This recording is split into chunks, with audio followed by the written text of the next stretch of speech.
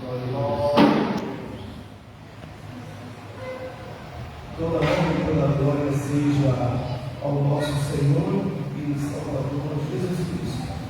Cumprimento os irmãos com a paz do Senhor. Estamos felizes nesta manhã por essa oportunidade que o Senhor tem nos concedido para estar reunidos aqui adorando o nome do Senhor Jesus. Quero agradecer a diretoria da escola dominical que me ajudou bastante aqui na rua, não é igual ao pastor Zé.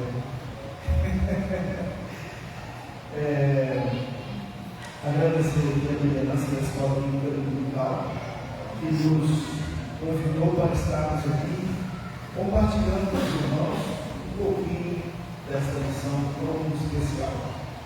Agradecer também ao pastor José Jesus, porque ele tem a chave. Se ele não abrir a porta, a gente não tem. Grande amigo, homem de Deus, muito obrigado por essa oportunidade. Estar aqui é sempre uma alegria. Eu tenho vários amigos, além de irmãos, são amigos, né? Estou passando a outra dia, se não tomar um cafezinho aí, tomar café, uma moça, depois uma segue, tá? Muito bom. Meus irmãos, quero agradecer a vida da minha esposa, que tem o 10º dom, viu, pastor? É o 10º, tirar foto. Tirar foto e filmar. Maravilha.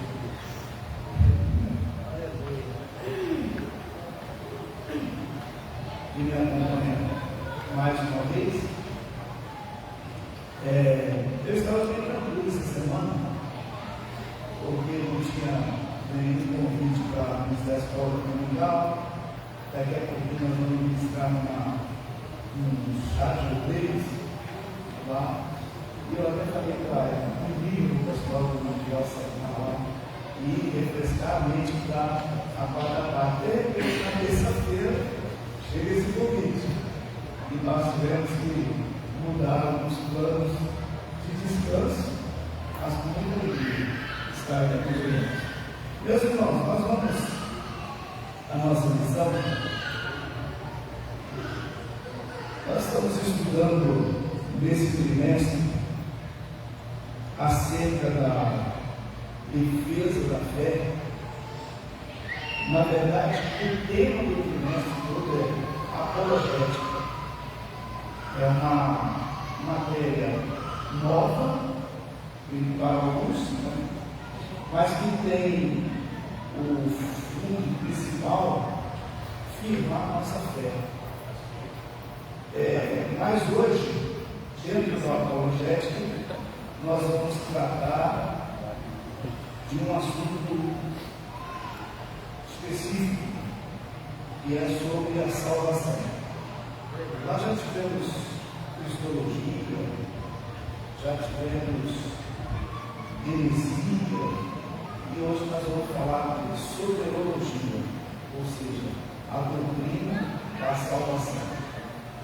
Eu costumo dizer que nós temos o Evangelho da Graça e temos o Evangelho da Salvação.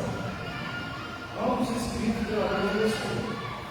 O Evangelho da Graça é a carta aos Romanos, e o da Salvação é a carta aos Efésios.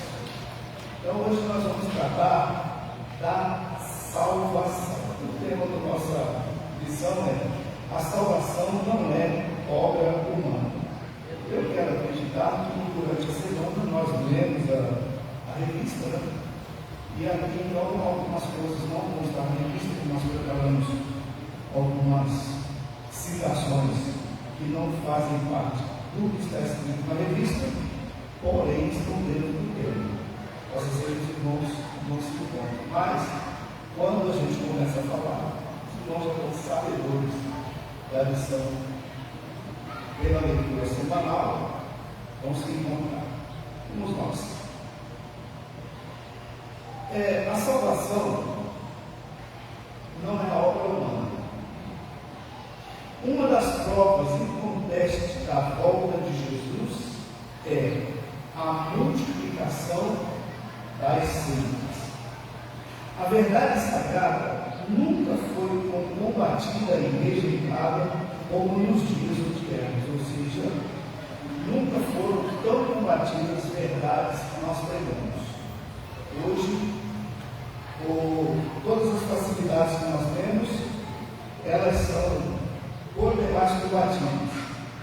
Somos questionados, veementemente, ferozmente combatidos acerca das verdades no intuito de abalar a nossa fé. Pela verdade, quando alguém combate ou vem inquirir de nós alguma coisa acerca da verdade divina, o intuito é abalar a nossa fé, entendendo que por trás de tudo isso tem a ação diabólica, né? Eu não vou dizer uma ação, é a ação diabólica. Então, todas as vezes que nós somos inquiridos a respeito da nossa fé, existe esta ação. O que Deus espera de nós? É que nós estejamos preparados para responder com mansidão e temor a qualquer pessoa que pedir a razão da nossa fé. Eu já repeti isso várias vezes esse trimestre, eu já dei várias aulas da escola dominical, e eu digo sempre: o crente não pode ser um mineiro. Eu falo, não, eu sou mineiro, né? O mineiro é daquele jeito assim: o que é o ai?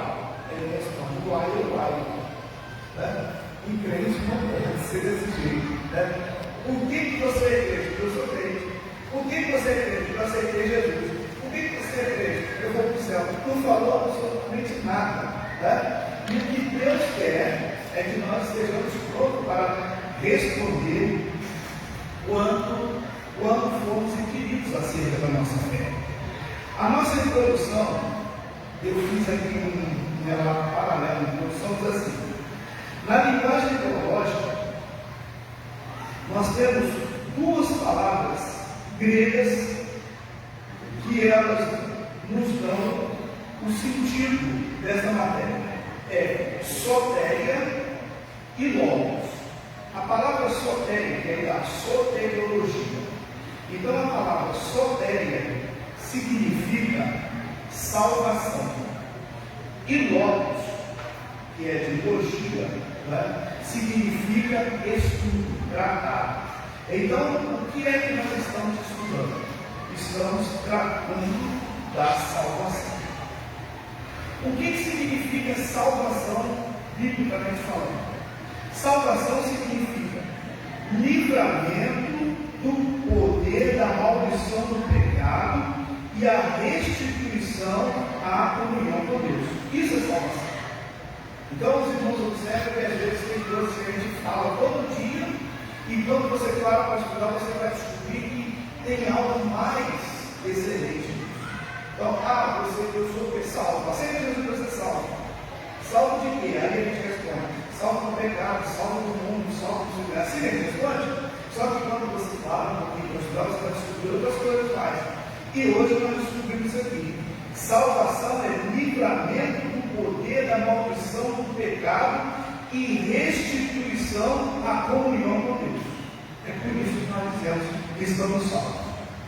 O texto básico que nós temos, que foi desenvolvido a leitura bíblica em classe, Efésios capítulo 2, versículos de 1 a 10, ele traz para nós claramente, exatamente o processo da salvação. Qual é o processo da salvação? O que éramos, o que somos e o que haveremos de ser. Esse é o processo da salvação. Então, todos nós aqui passamos por isso. Ou seja, nós estamos exatamente dentro do que somos e estamos aguardando o que haveremos de ser. Esse haveremos de ser está dentro da convicção, dentro da certeza que nós temos de termos aceitado Jesus como nosso Salvador. Esse texto sagrado da leitura bíblica traz para nós esta convicção. O processo salvífico, ele é triunfo, ou seja, não é aceita Jesus e está salvo, não existe isso. Nós falamos para facilitar um momento de sabe, você tem 40 minutos para pregar. Como é que você vai explicar o que é salvação? Para isso tem escola bíblica dominical. Para isso tem estudo bíblico. Mas lá o pregador, que não tem nenhuma intimidade com Deus, ele precisa saber só disso. Ó, aceita Jesus para ser salvo. Pronto. Então ele está lá, perdido para ser salvo, ele aceita Jesus. Mas aceitar Jesus, salvação, está dizendo, é um processo triuno. Que processo triuno é esse? Porque salvação envolve, primeiro, justificação.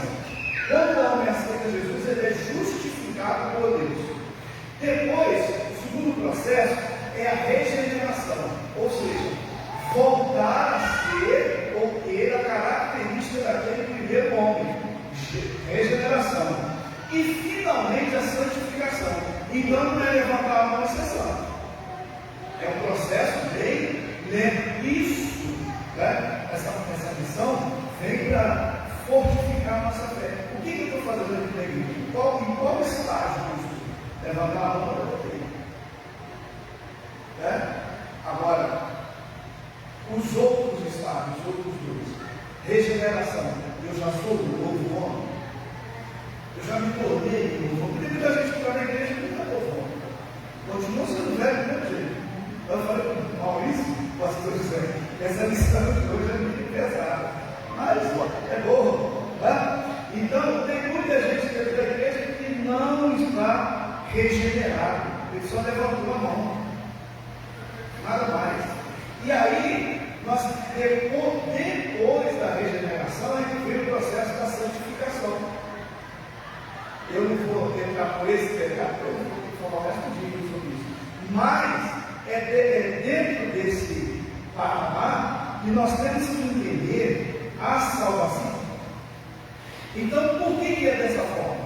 Observe que a salvação é uma obra das três pessoas da Trindade, Santíssima Trindade, né? Três pessoas da Santíssima Trindade: Pai, Filho e Espírito Santo. Por que é das três? Porque Deus é quem arquitetou a salvação. Ele é o arquiteto da salvação. O Filho é o executor da salvação. E o Espírito Santo é o agente da salvação. Por isso que a Bíblia diz assim, que o Espírito Santo é quem convence o homem do pecado, do juízo, da justiça e do juízo. Então observa que o agente da salvação é o Espírito Santo. Enquanto eu estou pregando, diferente do que a gente vê aí por fora aí, né? Que a pessoa prega e depois quer que a pessoa siga. Aí fica toda a vida fazendo, passa 20 minutos pregando e 1h30 fazendo um apelo, tentando fazer com que a pessoa siga Jesus. Isso não existe. Por que não existe? Porque o agente da salvação é o Espírito Santo. Se você falou 20 minutos e a pessoa não se convenceu, é porque o Espírito Santo já foi lá, trabalhou e ele não quer. Não adianta você ficar amedrontando a pessoa, você vai para o inferno, não adianta fazer isso. Se o Espírito Santo não fizer, não adianta ficar insistindo. Aí nós insistimos, trazemos à frente um caminhão de gente, e no dia seguinte, com o banco dos novos convertidos, não tem ninguém. Ué, mas nós aceitou fim de ontem. Era para estar onde esses vídeos? Não, eles se sentiram amedrontados, coagidos, vieram à frente até para satisfazer o ego do pregador, que aí o pregador fica feliz de dar foto aqui em nome, 500 pessoas levantou a mão. Só que nenhuma aceitou Jesus. Quando eles vão agora, vão para casa, no dia seguinte não estão aqui. Então deixe que o Espírito Santo convença. O processo da salvação é um processo triuno: Pai, Filho e Espírito Santo. O que é a justificação? A justificação é o ato da graça de Deus que torna o homem culpado e condenado, absolvido e declarado justo. Então, esse é o primeiro processo. Deus faz o primeiro processo, justificar. Pecador. Todos nós aqui vamos ao mesmo testemunho. Qual? Eu não prestava, era pecador, mas aceitei Jesus e ele me justificou. Agora ninguém me justificou. Esse é o primeiro. Depois vem a regeneração. O que é a regeneração? É a obra fundamental instantânea que concede gratuitamente ao pecador pela fé, que pela fé aceita Jesus, o o retorno às suas origens. Qual é a nossa origem? Deus nos criou para quê? Para a sua glória. Se Ele nos criou para a sua glória, então qual é a nossa origem? Santidade. Porque só glorifica a Deus quem anda em santidade. Então, esse é o processo da regeneração. Aí vem o processo da santificação. É a obra da graça pelo qual o crente é separado do ego. Vê que o processo é muito grande. Então, ego é um troço terrível, né? Pelo amor de Deus, né? Eu gosto de ficar sentado na primeira cadeira. Se me tirar de lá, eu arrumo um problema. É assim, pastor? Isso é ego, né? Então, é um processo que é separado do ego. Aí vem a pecaminosidade interior. Observe que não tem nada de exterior aqui. Santificação ela opera de dentro para fora. É isso que nós temos. E pela concessão do Espírito Santo. Aí o Espírito Santo nos concede ser separado e santificado para o serviço de Deus. Nada na santificação é de fora para dentro. Regeneração e justificação é de fora para dentro. Mas santificação é de dentro para fora. Tá? Esse é o processo. Vamos seguir. O texto aos Efésios relata o que? Nesse capítulo 2, versículos de 1 a 10, nós temos um relato. Qual é o relato? Nós temos um relato do estado deplorável do homem por causa do pecado. Esse pecado entrou no mundo cósmico através de Satanás. Observa que eu estava agora há pouco discutindo uma situação dessa, que alguém disse que o pecado nasceu no céu. O pecado não nasceu no céu. Isso aí a gente mentira. Por quê? A Bíblia diz que o pecado nasceu no coração de Lúcifer. E aí o texto Abacuque olha de lá, Deus é tão santo que não pode ver o mal. Como é que o pecado ia nascer no céu se Deus não vê nenhum mal? Não dá para entender. Então, nós temos que excluir isso. E isso é uma das maneiras, essa é uma das maneiras que os opositores de Deus utilizam para minar a nossa fé. Não. Sim. Sei que não é o assunto da missão, mas esse assunto eu ensinei no ano passado, em relação ao pecado. Entendendo que realmente o pecado não nasceu do céu, mas por Lúcifer estar na região celestial, acreditamos que não nasceu do céu assim propriamente dentro do contexto de Deus, mas nós acreditamos que nasceu dentro do próprio Lúcifer, porque ele estava lá na região celeste. E imediatamente ele foi expulgado. Imediatamente. Então, nesse contexto aí, para melhorar aqui, porque senão vai confundir os nomes, porque eu ensinei no ano passado sobre essa questão. Se ele estava no céu, aliás, eu fui perguntar para o o que acontece? Quem era Lúcifer? Lúcifer pertencia à segunda classe mais elevada dos anjos. Querubim, e com um detalhe, é a Bíblia que diz, o senhor coloca esse apelido em nome, é a Bíblia que diz, querubim ungido. Então nós estamos diante de quê? De um ser que pertencia à cúpula das vozes celestiais. Isso não quer dizer que foi Deus que criou o pecado. É isso que eles falam. Não foi. O pecado nasceu no coração dele. Imediatamente ele foi expulgado. A questão é tão séria essa questão, que a Bíblia fala dos atos do diabo a partir de Gênesis, mas a queda dele só aparece em Ezequiel. Podia ser, Deus formou o céu e a terra, não sei o quê, aí a revelação de Deus podia dizer assim, nesse momento também nós temos aqui o processo da terra. Não. A Bíblia não dá nenhuma importância para essa terra. Só vai para Ezequiel, depois de fazer uma mensagem, tá? E pronto. Tá? Muito bom, pastor. Vamos seguir. Trata da riquíssima misericórdia misericórdia de Deus para com o miserável pecador. Então, esse texto aqui fala, primeiro, o estado deplorável. Depois ele fala da misericórdia, da riquíssima misericórdia de Deus com o miserável pecador. E depois mostra a soberania do eterno Deus em querer nos salvar. Então, o versículo 1 ao versículo 10 está retratado isso aqui. Quando nós falamos do nosso deplorável estado, aí eu tenho vários versículos aqui, mas não vou citar, senão não tem tempo, né? Vamos pela relação e os irmãos depois a conferência. Muito bem. O texto de Efésios, capítulo 2, versículos 1 a 10, nós temos o quê? Primeiro, por que o nosso estado é deplorável? A Bíblia diz, porque todos pecaram e destituídos. Pronto, deplorável. Estão na glória de Deus. Mas aí fala da riquíssima misericórdia de Deus. Por que riquíssima misericórdia? Quando o Senhor Jesus Cristo vem ao mundo, ele vem exatamente para desfazer as obras do diabo. Por que o nosso estado é deplorável? Por causa das obras do diabo. Então ele vem. E o texto sagrado fala várias vezes sobre a misericórdia. O que é misericórdia? Misericórdia são duas palavras gregas que diz, uma se refere à miséria e a outra se refere a coração.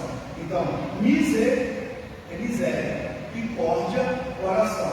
O que significa isso? Significa a pessoa que exercita a misericórdia, ele sai de si, entra na miséria do outro, com o intuito de resolver. Não é só para saber o que está acontecendo, não. É para resolver. Então, isso é misericórdia. O que o Senhor Jesus Cristo fez? Veio do céu à terra, pela sua misericórdia, para entrar na minha miséria e resolver a minha situação. O que é resolver a minha situação? Me resgatar. Então, essa carta do apóstolo Paulo, nós temos esse texto de Efésios, nós temos aqui isso. E finalmente, mostra a soberania do eterno Deus em querer nos salvar. Não é nós que queremos ser salvos, não. É Ele que quis nos salvar. Qual de vocês aí algum dia foi perguntar se queria ser salvo? Algum de vocês aí querem que o Senhor Jesus Cristo para morrer no seu lugar? Alguém teve essa pergunta? Não. O texto diz que Deus amou o mundo de tal maneira, porque Ele quis amar, e Ele enviou o seu Filho, porque Ele quis enviar, para que todo aquele que nele crê, aí é o nosso lado, se você crer ou não crer, Ele já foi enviado e Ele já está aí na sua hora. Vocês vão entender? Está meio, pastor Zé, o que tiver errado, você me ajuda aí, por favor. Então, está tudo aqui nesse texto. O que nós temos?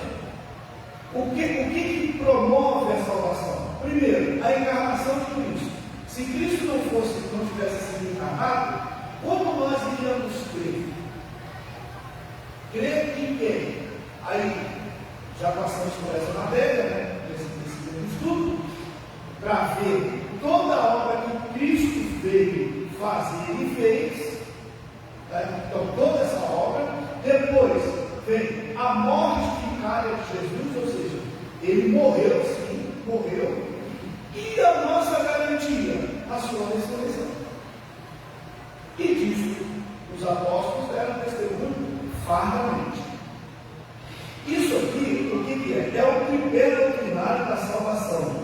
E é nesse tripé que está firmada a nossa fé. Concluindo, dizemos: qualquer ensinamento fora desta doutrina bíblica é uma heresia. Qualquer ensinamento. Então, nós somos salvos pela graça. Daqui a pouco eu vou falar um pouco mais sobre a graça. Mas nós somos salvos pela graça. Não foi nós não quisemos ser salvos. Foi o Senhor que quis nos salvar. Agora, para sermos salvos, temos que aceitar o querer de Deus. Foi isso que Paulo diz: porque dele, por ele, para ele, são todas as coisas. Está dando para entender? Se não tiver. Vamos então agora ao ponto de número 1.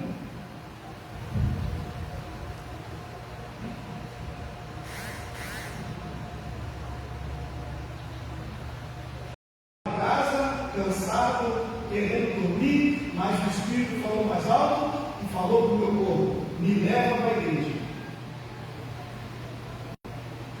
E aí venci o Espírito e eu vim para a igreja. Quando termina o culto, depois de uma mensagem pregada do pastor Zé de Jesus, né? O pastor Zé de Jesus tem uma vantagem, ele entrega esse culto. Depois da mensagem pregada, você recebe um renovo espiritual, o seu espírito está alegre, aí a carne sai daqui e corteja. Eu estava até cansado, mas foi muito bom para o correto? Aí você faz o inverso. Ao invés de vencer a carne, vence ao invés de vencer o espírito, vence a alma. Vence a alma. A alma vai te dizer assim: ó, vamos na casa do parente, vamos tomar um lanchezinho aqui. Isso é coisa da alma. Não estou dizendo que é pecado, estou dizendo que é da alma. Mas quando chega lá, a coisa vai mudar. Aí você vai na casa do parente, pensando que vai passear, chega lá com uma confusão. Você volta boa esse dia dele. E o povo vem. Não dele. Estou cansado de escutar, estou cansado de gesticular. Entendeu como é que funciona? Então, quem tem que definir isso somos nós. Quem vai ganhar a minha guerra hoje?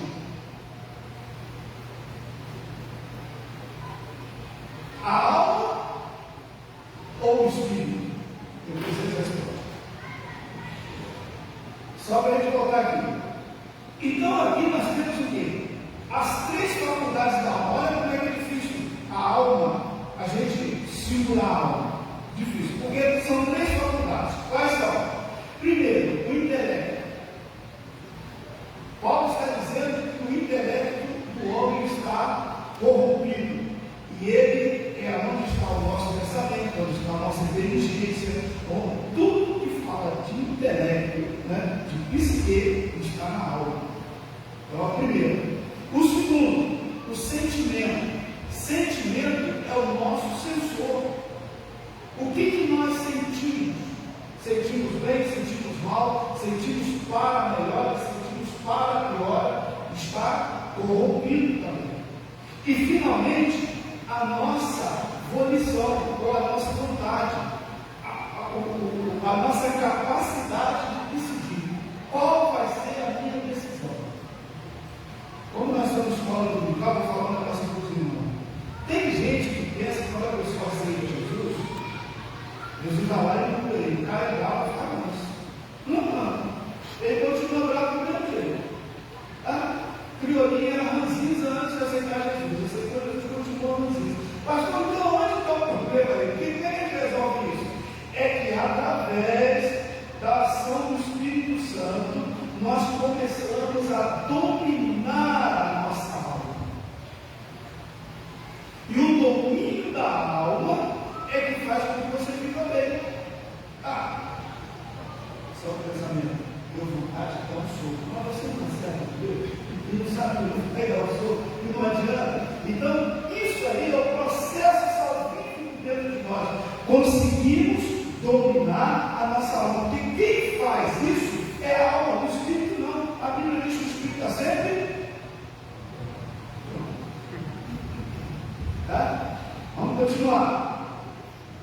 Essa corrupção nas três faculdades da alma, ela condena o pecador ao inferno. E só tem uma forma de resolver isso: crendo em Jesus Cristo. Quando o homem crê em Jesus Cristo como Salvador, então ele sai dessa condenação. Simples. Amém? Deu para entender? Amém. Vamos seguir. Ponto de número 2. Aliás, ainda no ponto de número 1, número 2. Paulo disse que nós estamos mortos em ofensa e em pecado, mas o sacrifício de Jesus Cristo nos vivificou. Então era um defunto. Mas quando eu aceito Jesus, um defunto não anda, tem isso, né? Um defunto que anda, que respira, né? Mas quando eu aceito Jesus Cristo, ele me vivifica.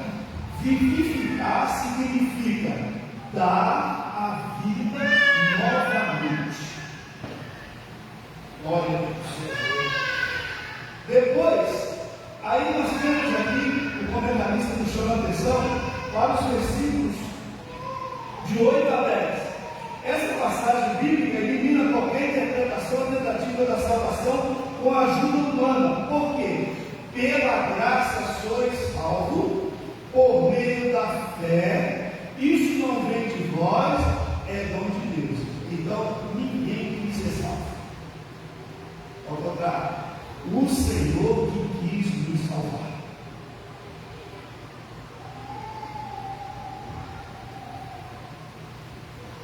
Vou citar um exemplo aqui.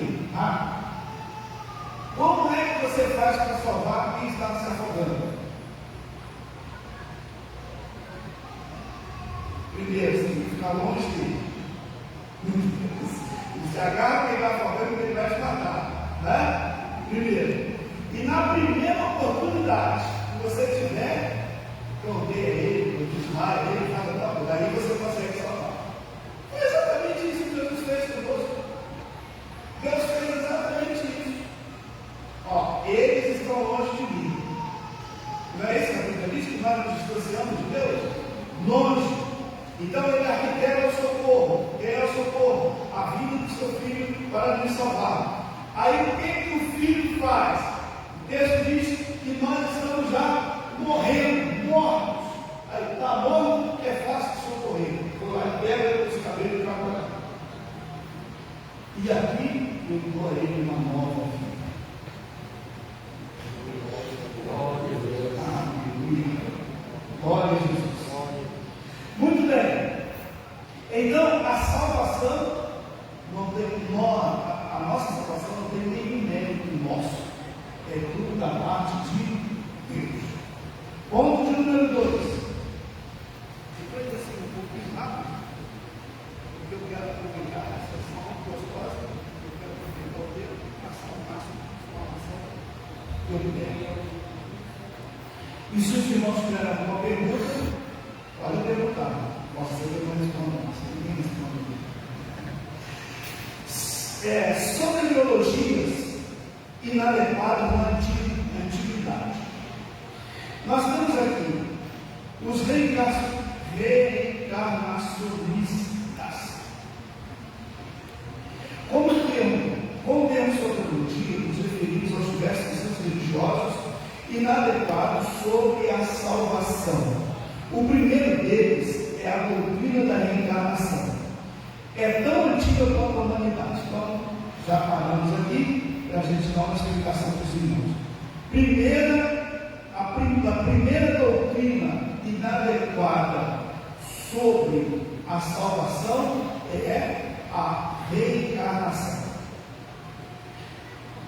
Os reencarnacionistas, eles têm uma crença comum, todos eles, tá? Porque às vezes a gente fala que a reencarnação é só desse, daquele ou daquele outro. Não, é um grupo de seitas que aderem a esse sistema.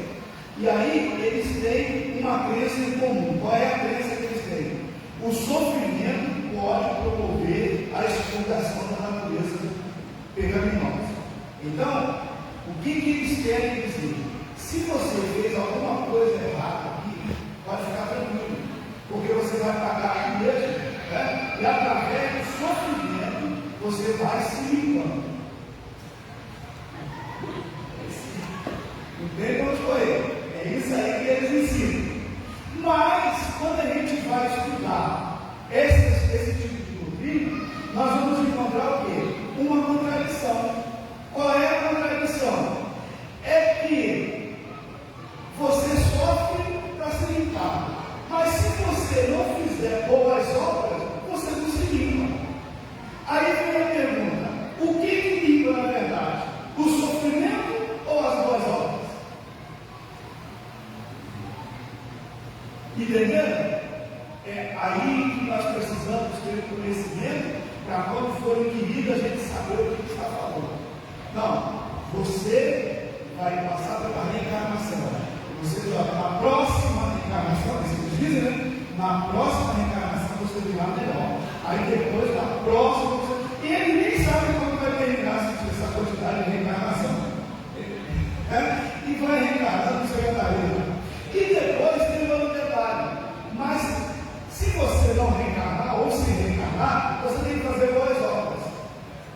E aí você faz boas obras, hoje faz boas obras amanhã, é só você olhar a quantidade de pseudos boas obras que existem no mundo. E isso é a doutrina da reencarnação. Mas até quando eu vou ter que fazer essas boas obras para conseguir me limpar? Sim. Esse negócio é tão sério, tão fácil de compreender que nem na lei dos homens funciona. Se eu cometi um crime, eu posso ser bom no que for. Não é as minhas obras boas que vai me livrar daquele crime que eu cometi. Não tem como. Não tem como. Até na lei dos homens não funciona. Imagina diante de Deus. Diante de Deus, vocês não estão entendendo? Então, é dessa forma. Aí nós vamos ver o prejuízo. Por que o prejuízo? Porque nem as boas obras e nem o sofrimento podem nos salvar. Então, quem segue a doutrina da reencarnação está perdendo tempo. Aí vamos para a Bíblia. A Bíblia tem dois textos importantíssimos. Primeiro de Cornélio. Eu separei aqui. O texto de Cornélio. Cornélio fazia boas obras. Mas, na visão, alguém disse que o anjo disse para ele: ó, você manda lá buscar ele, e que ele vai te dizer o que você tem que fazer para ser salvo. E nós temos um outro, por favor, aqui, olha aqui, para lembrar, que a gente está em João. Sim. E nós temos um outro texto que foi uma pergunta dos discípulos. Qual foi a pergunta dos discípulos? Quando eles dizem: quem pecou?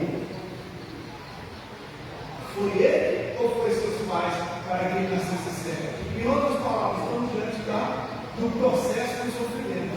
Se ele está cego, para ele ser salvo, está cego para ser salvo, porque ele fez alguma coisa errada.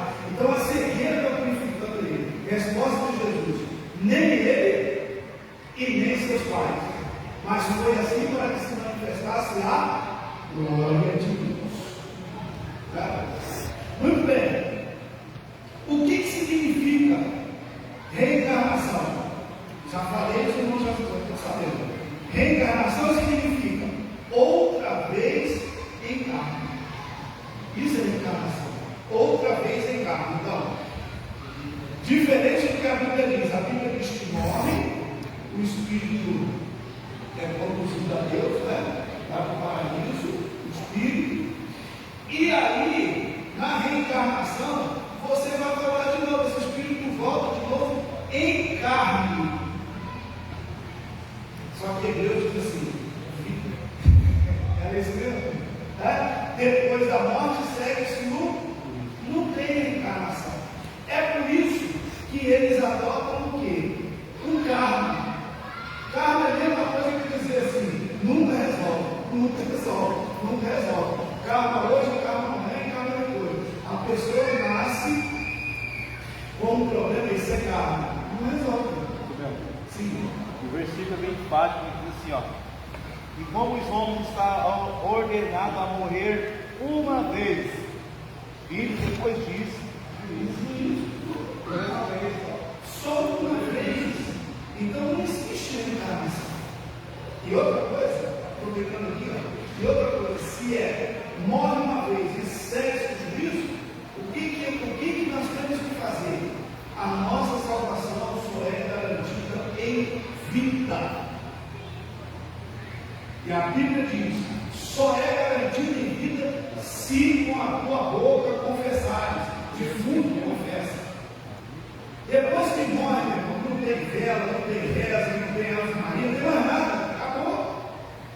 Segue-se. 7 dias, 30 dias, 40 dias, pode fazer tanta missa que quiser. É a Bíblia que diz: morreu, segue-se o juízo. Vamos seguir. Aí nós vamos para os galacionistas. Nós estamos falando das soteriologias inadequadas de antiguidade. Então agora nós vamos para os galacionistas. Nós já tratamos desse assunto na lição de número 2.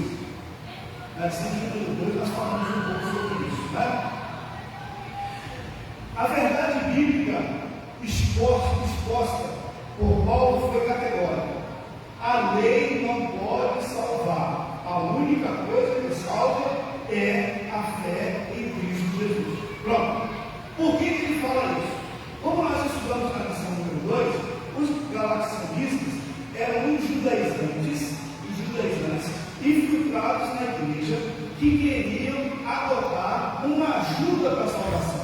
Ou seja, os apóstolos pregavam pela fé o homem é salvo, aí eles queriam acrescentar os dogmas da lei para ajudar na salvação.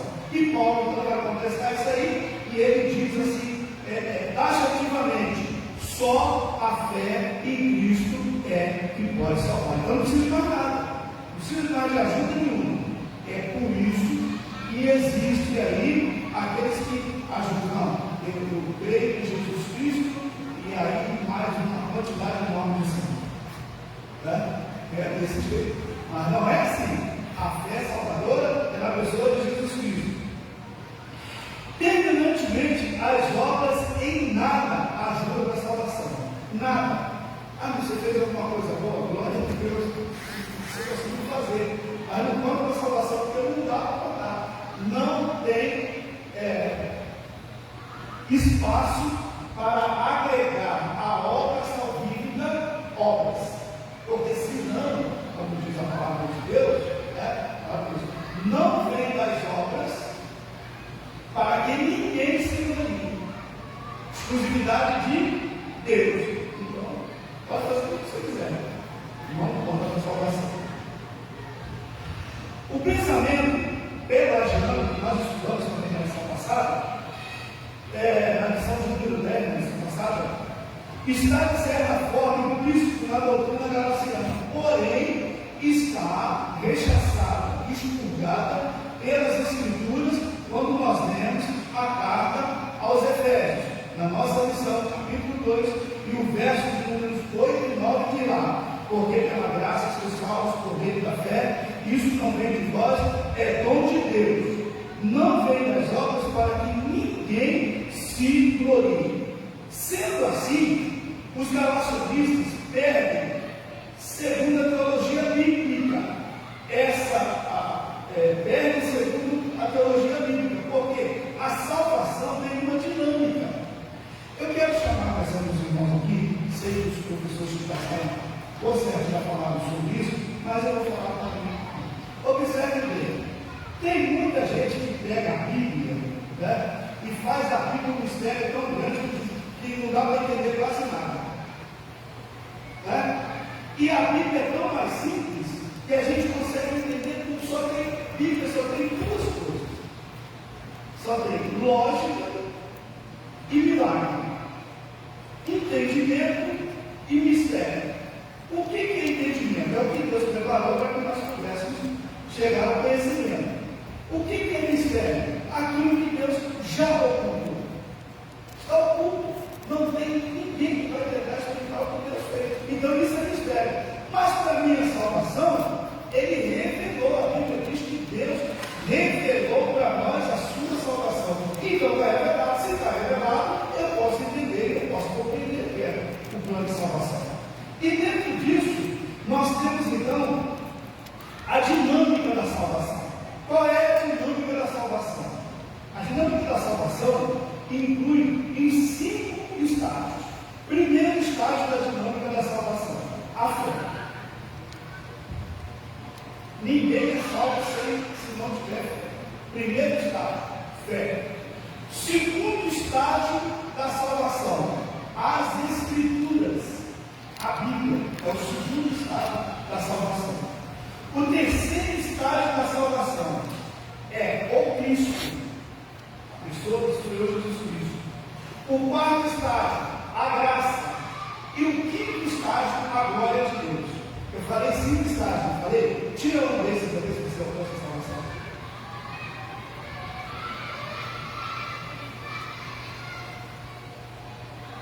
Então, esses 5 estágios, eles trabalham de forma unificadas. Por quê? Para que o nosso processo salvífico seja consumado. Então, primeiro a fé. Só que a Bíblia diz assim: a fé vem pelo ouvir. Ouvir lá, como é que eu vou ter fé se não tiver a palavra? O segundo, o terceiro estágio, Cristo. Como é que eu vou saber quem é Cristo se não me for pregado e ensinado sobre Cristo? Mas eu só vou entender que existe o Cristo se eu tiver fé, e essa fé, através da palavra, já estiver operada dentro de mim. Porque a Bíblia diz que o homem natural não conhece as coisas espirituais, e salvação é algo espiritual, não é natural. Mas aí, eu só vou receber essa salvação mediante a graça. Mas como é que eu vou receber essa graça se eu não tiver conhecimento que essa graça existe?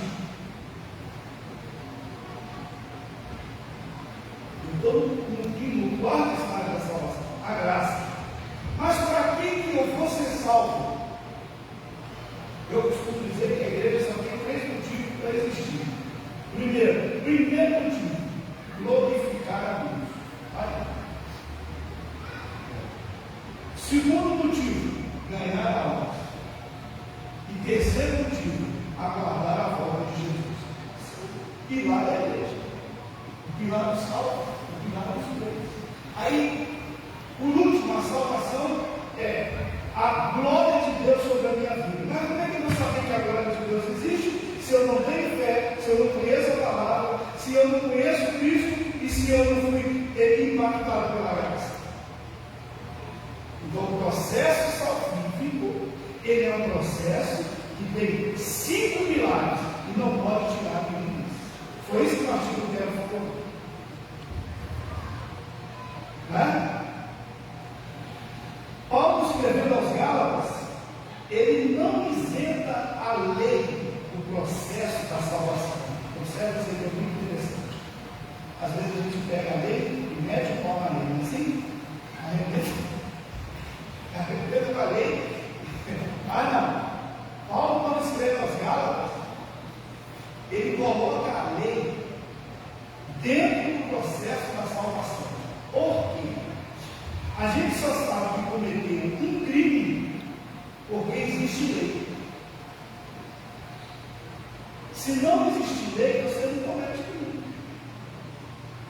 O advogado de defesa e o de acusação, os dois só trabalham em cima da lei. A visão do advogado de acusação é uma: a lei está te incriminando. A visão do advogado de defesa: a mesma lei está te absolvendo. Não é isso? Aí o que Paulo faz? Os judaizantes, que é o tempo que nós estamos, os judaizantes chegam na Galácia e querem dizer para os crentes da Galácia que a lei é mais forte do que a graça. Então, tudo bem que vocês querem aceitar Jesus, mas se vocês não entrarem pelos ritos da lei, não adianta aceitar Jesus. Eles poderiam até ter dito o contrário, né? Vocês fazem os ritos da lei, mas não esqueçam de aceitar Jesus. Poderia ter sido o contrário. Não, fizeram diferente. Primeiro você vai, aceita a graça, aceita Jesus. Mas, se quiser a salvação, você precisa de se submeter aos ritos da lei. Aí Paulo chegou lá e disse: não, a lei é muito importante. A lei serviu de aio. É isso que significa aos Gálatas? O que significa a palavra aio? Condutor. A lei foi o nosso condutor à graça. Porque pela lei eu descubro que sou pecador, e pela própria lei eu também sou convicto de que eu mereço a graça. Então ninguém tira a lei. Não. E Jesus Cristo disse: eu não vim acabar com a lei, eu vim cumprir a lei. Por que ele falou isso? Porque a lei serve para nós, como ele disse lá aos irmãos da Galácia, a lei serve de condutor, tutor. Antigamente, aquela pessoa que conduzia alguém para alguma situação que fosse de ensino, que fosse de alguma situação de injustiça, essa pessoa era chamada de aio, condutor. Cadê meu aio, pastor José? Aí o pastor José, você me segue que eu vou te levar ao lugar que você precisa ir. E a Bíblia diz, Paulo diz para os Gálatas dessa forma: a lei não é inservível, a lei serviu de condutor. Vocês hoje sabem que precisam da graça, porque existe. Glória a Deus. Vamos seguir? Glória a Deus. Aí, vou até aproveitar muito para a conferência, porque nós temos um versículo muito polêmico, né? A letra amada, o Espírito vivifica, não é assim? A gente escuta direto isso, né? Mas o que é que Paulo está querendo dizer com isso? A letra amada e o Espírito vivifica. Ele não está dizendo que, antigamente, quando eu era mais novo, sei lá, com 17, 18 anos, quando eu comecei a estudar teologia, aí o pessoal me convidava para pregar e falava assim, a bem endemoniado. Eu ficava pensando, mas se eu sou endemoniado, por que ele me convida para pregar? Aí fui descobrir que eu me chamava de endemoniado porque eu estava estudando teologia. E na cabeça daquele povo, naquela época, quem estudava teologia era a pessoa que se desviava do caminho, porque só conhecia a letra, e não tinha nada de espírito. Aí, hoje, nós temos um esclarecimento. O que acontece? Quando Paulo diz que a letra mata, ele está dizendo que a lei é inservível para salvar. Ou seja, o que é a lei? É assim que a gente fala, o juiz julga com a letra fria da lei. Não é assim que a gente fala? A letra mata. Ou seja, a lei te conduz à morte. Mas o que vem depois da lei, a graça de Deus, o Espírito Santo, é quem dá vida. Aleluia, glória a Deus. Bom, aí nós temos, para finalizar essa parte, o que? Nós temos a cooperação, já que eu falei sobre isso. A obra salvífica, ela tem a cooperação. Paulo escreveu aos Romanos, tem aquele texto que eu não me lembro todo, mas vamos tentar falar nos pedaços final. Como crerão se não há quem pregue? Alguém sabe dizer de qual? Eu não sei. Romanos capítulo 10, versículo 13. Vamos ver. Isso é interessante para a gente ver como existe a cooperação, né, na obra salvífica. Eu estou correndo um pouquinho. Olha, 10, de 13, acho que 13, 14 anos. Porque todo aquele que invocar o nome do Senhor será salvo. Como, pois, invocarão aquele em quem não creram? Como crerão daquele de quem não ouviram? E como ouvirão se não há quem pregue? Como pregarão se não forem guiados? Como está escrito: conformosos os pés que ensinam a paz, os que ensinam coisas boas. Mas, obrigado, pastor. Os irmãos viram, Paulo está falando aqui de uma cooperação. Ou seja, a obra salvífica ela vai funcionar se houver essa sequência. E essa sequência, Paulo está falando dessa sequência, no Evangelho da Graça, no texto, Paulo está falando de quê? Exatamente daquilo que é mobilizado para nos levar à obra da salvação. Como crerão, se não há quem crê? Como você vai descobrir que é pecador se não existe lei? Então, essa cooperação é aquilo que nós chamamos de aio, é o que leva ao pleno conhecimento da salvação. A lei cumpriu o seu papel, cumpriu, sem nenhuma dificuldade.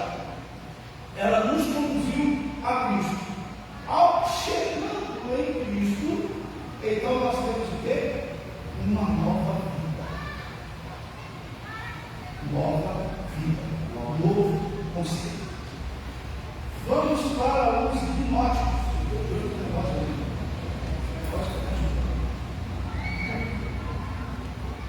Os gnósticos também foi um assunto que já foi tratado na lição de número 3. O profeta que fundou a religião maniqueísmo foi Mânio, né? Aqui na nossa lição.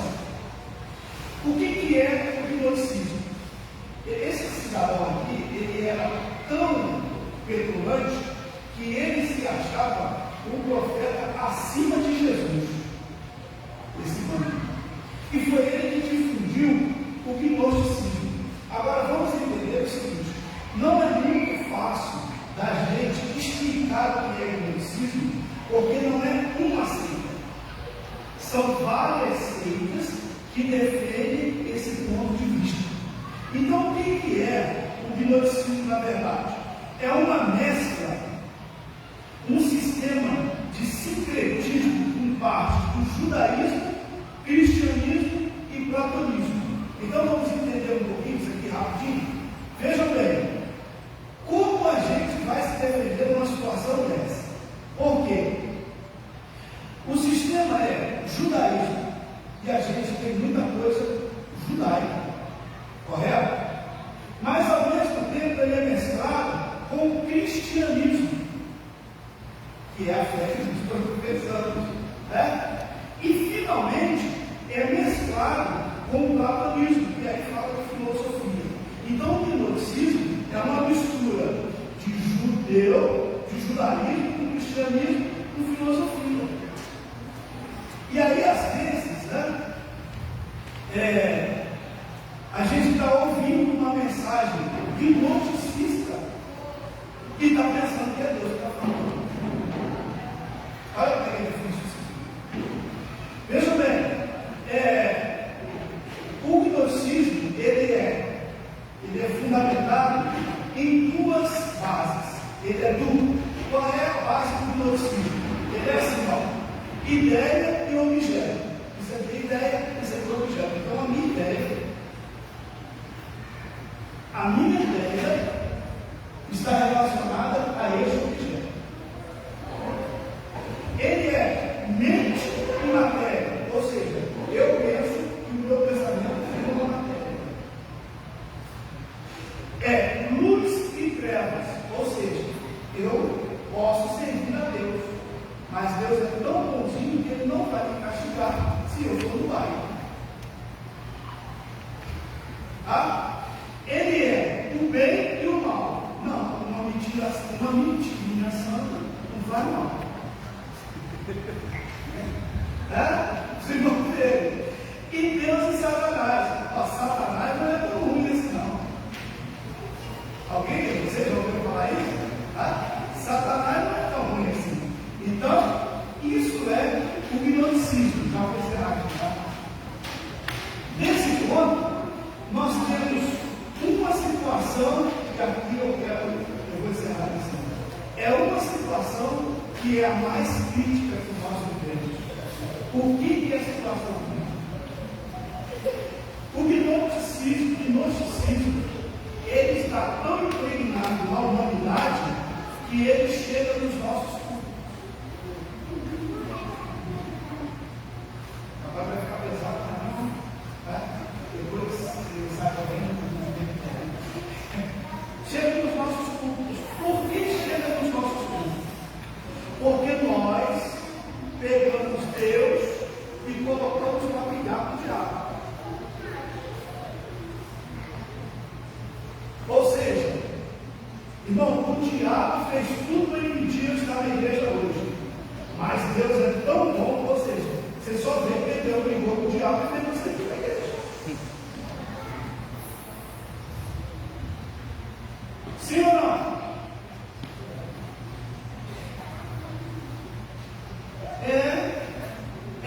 Isso aí é o nosso testemunho. Isso aqui no modo geral. Vou falar uma coisa que eu não gosto de falar muito, mas são 16 estados brasileiros pregando a palavra de Deus desde 7 anos de idade. E vendo essa evolução. E eles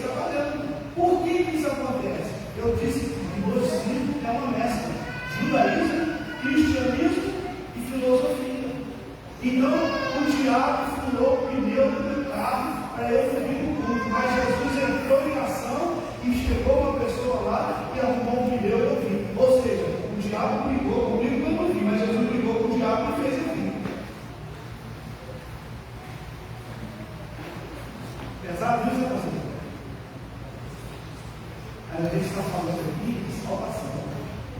Então a salvação não é no sítio. Parece que Deus e o diabo estão num ringue disputando pela nossa salvação. É o diabo, é Deus disputando pela nossa salvação e o diabo pela nossa perdição. Os dois estão lá brigando. Eu represento uma faixinha aqui, eu represento o Deus Eterno. Ou melhor, eu represento a salvação. E você é a perdição, de nós. Amém? Quem vai nocautear primeiro? Nocauteei o diabo, então a salvação está garantida. Mas no dia seguinte tem outra luta. Vamos lá, o diabo nocauteou o Deus. É por isso que lá no começo, dentro da lição, falamos a respeito da salvação. Pela graça somos salvos por meio da fé. Isso não vem de nós, é dom de Deus. E aí, o que nós temos que entender? Irmãos, se eu pudesse, nem o diabo falar. Se não estiver ouvindo pegar, sabe? Eu só me refiro ao diabo, o assunto desse do contrário. Irmão, Satanás já vai sair de dentro. Quanto mais eu falo, mais eles sabem. Está vendo como é que eles gostam de viver? O inimigo fez tudo para você não vir no culto hoje, para você estar aqui, levando a mão da glória. Aí ele está batendo palma para mim. É isso. Hipnoticismo está aqui.